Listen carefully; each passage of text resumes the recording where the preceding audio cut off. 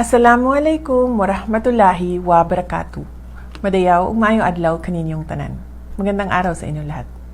Kaisa ko ang buong bansa sa paggunita ng Araw ng Kagitingan. Ngayong araw, binibigyang pugay natin ang mga magigiting na kawal na nanindigan sa Bataan.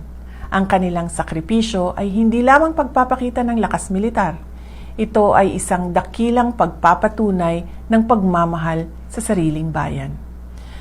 The Day of Valor reminds us that our freedom was bought at a high price.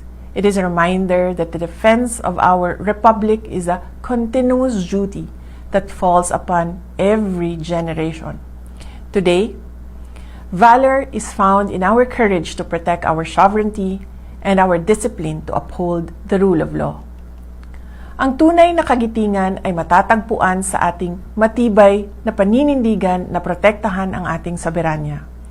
Ang anumang pagtatangka ng mga banyagang institusyon na manghimasok sa ating hustisya ay isang tuwirang hamon sa kalayaang ipinaglaban ng ating mga bayani sa Bataan. May kakayahan tayong pamunuan ang ating sarili at pairalin ang ating sariling mga batas sa ilalim ng ating sariling mga hukuman. Kagaya ng ating mga bayani sa Bataan, huwag tayong sumuko.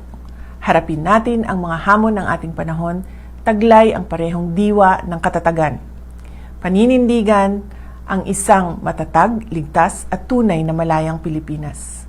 Isang makabuluhang pagunita ng Araw ng Kagitingan sa inyong lahat.